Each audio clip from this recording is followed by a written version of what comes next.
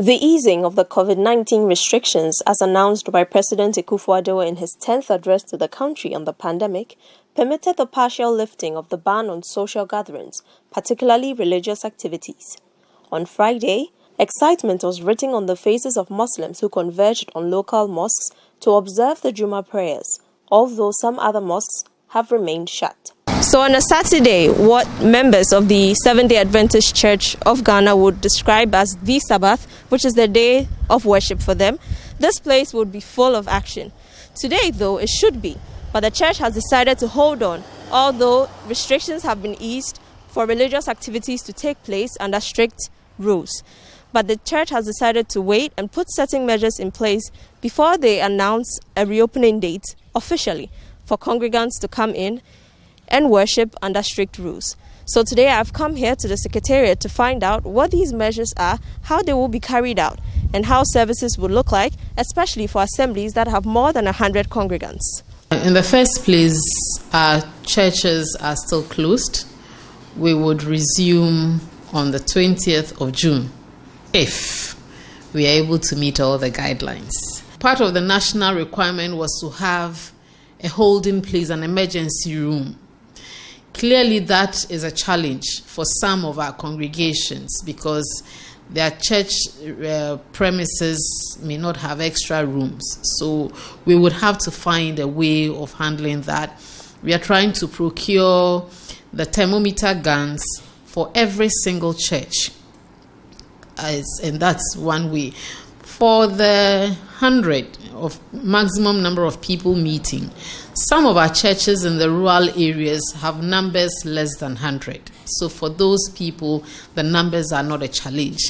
It is our churches in the urban areas that have over 500 people that we would need to plan the services. We've asked our churches currently, so since this week's meeting, we have church records. So they would be doing the 100, the pairing, especially the big churches. So even as we speak, church pastors and elders have started putting the numbers together. So, and they would communicate to members. Maybe you would be for first service, you would be for second service, you would be for third service. So that's how we're doing the 100. That's for big congregation. For the 1 hour, the Seventh-day Adventist Church service format, we have a study time, which is our Sabbath school. We have the sermon, which also takes about an hour. Then we have the singing, the offering, and all that. Each member has a study book. So studying would be done at home. We would use 10 minutes to summarize. Preachers are also encouraged and guided to do maximum a 30-minute service. The remaining 20 minutes would be for the other things, the offering, the singing. So it's workable. Dr. Solis Asafo further tells me that the SDA Church has considered other protocols peculiar to their mode of operation. We do the communion. We wash the feet and pass the bread. For now, we are putting that on hold. We would also not be doing mass outdoor evangelism, preaching to people. That we have also put on hold. Even for people who want to be baptized, the guideline we've put in place, the pastor who would be doing the baptism must be maxed, the candidate must also be maxed, and just a few number of people. So those are things we are asking our members to do. So just as some churches have decided not to open their branches to their congregants this weekend, some have decided to go ahead and open their doors, but respecting the required protocols necessary. This church is one of them, the Grace Chapel International, and so I'm here to find out how exactly they hope to pull off tomorrow's service as required. Let's say in the first service, if more than 100 people turn out, we have prepared one other hall, our children's hall, which can also take another 100.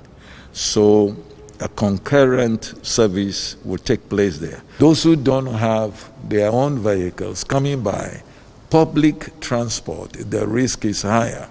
So we have advised all our members that in the localities where they are, the Grace Chapel members should come together, they should pool. If anybody comes without a mask, because tomorrow is the first time we are resuming service, the church has about 300 or 400 masks to give to those who would have come thinking that they can enter without a mask. But subsequently, if you don't come with a mask, you will be asked to go back.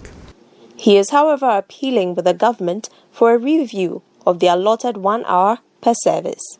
For a church service to be deep and to satisfy, we need more than 1 hour. We really need more than 1 hour.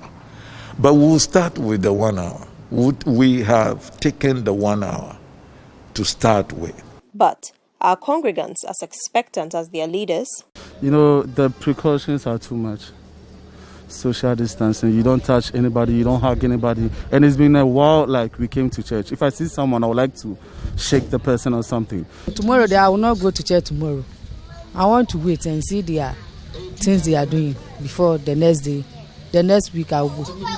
I'm not sure this place will be safe for us, for me and my children, so we are not going.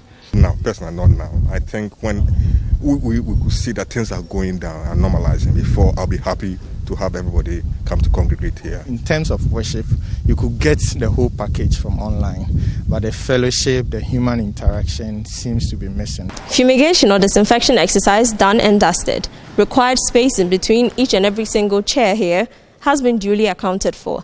So it seems the Grace Chapel International Church, just like all other churches that have agreed to open their doors to their members after 3 long months, are ready.